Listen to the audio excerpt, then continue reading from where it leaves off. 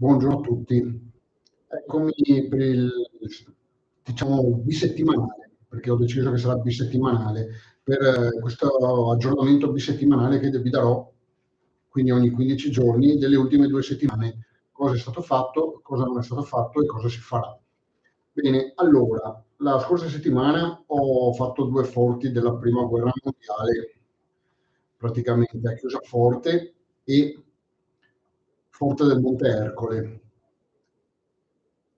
Quello di Chiusaforte era chiuso come struttura, però comunque ho potuto muovermi all'esterno e sopra sul tetto del forte dove c'erano una volta le torri, mentre Forte Ercole aperto 24 ore su 24, ho preso una stanza con delle foto, tipo un piccolo museo, e quindi lì il video è stato completo. Poi ho fatto la caserma Miozzi a Camporosso di Tarvisio e un'altra caserma sempre ho fatto la caserma Pietro Bernardini di Cavazzo Carnico, 2 caserme alpine.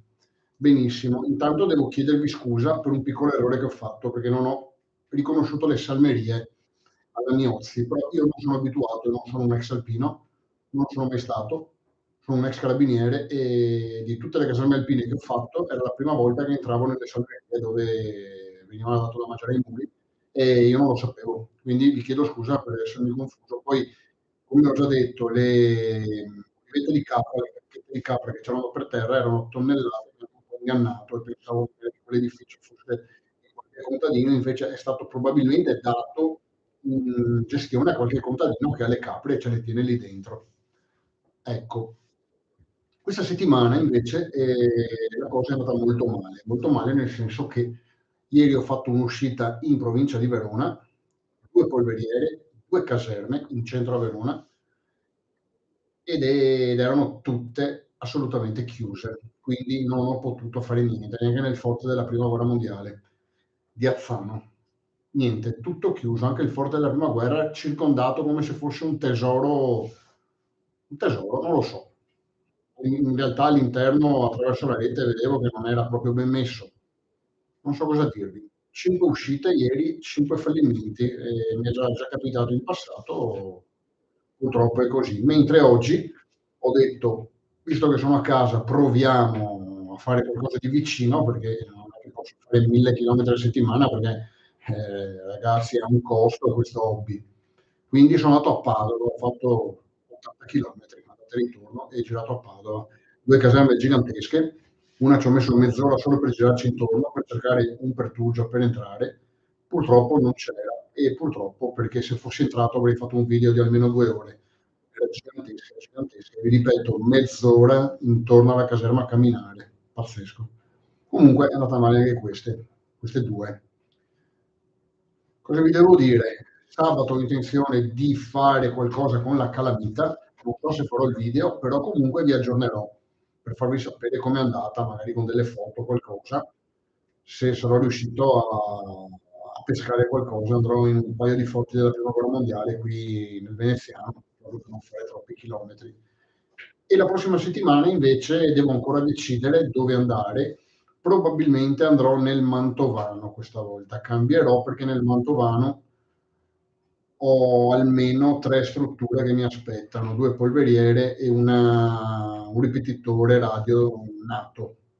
Oppure potrei andare a Montichiari nel Bresciano, e lì nel Bresciano tra bunker, basinato, aree lancio e caserme e polveriere, anche lì ho 6-7 tappe. Vediamo una di queste 2. Per il Friuli, so che molti di voi sono friulani, per il Friuli io sono a corto di idee purtroppo. Purtroppo non riesco più a trovare nulla di nuovo.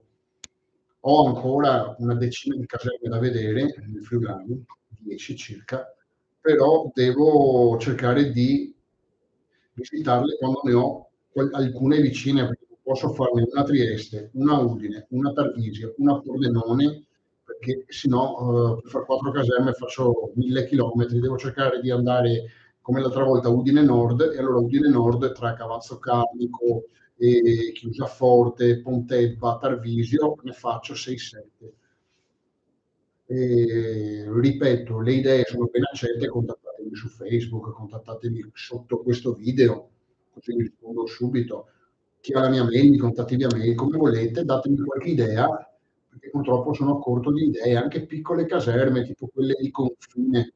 A Trieste ce ne sono tante della finanza, della polizia, caserme di confine, che purtroppo io ne sono riuscito a visitarne solo una, solamente una, le altre o le ho trovate chiuse oppure non le ho trovate, perché ci sono delle zone che sono veramente per me incredibili.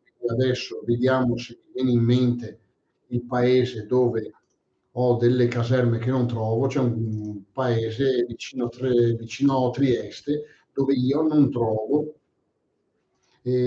Aurisina mi pare che si chiami, perché tra l'altro è scritto anche sbagliato sul testo che ho, perché l'ho cercato su Google Maps, mi pare che sia Aurisina, che è vicino a Trieste, ci sono anche passato, lì c'è una caserma della finanza e una caserma della polizia.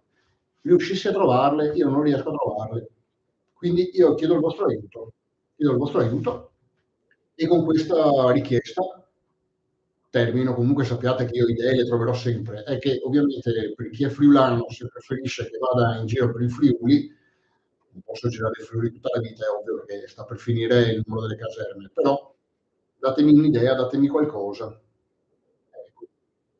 Niente, io ringrazio tutti voi perché mi seguite, perché mi scrivete, perché commentate, perché mi chiedete, perché mi fate i complimenti, siete stati in tanti a farmi i complimenti per la mia attività, per il mio hobby, perché alla fine è un hobby.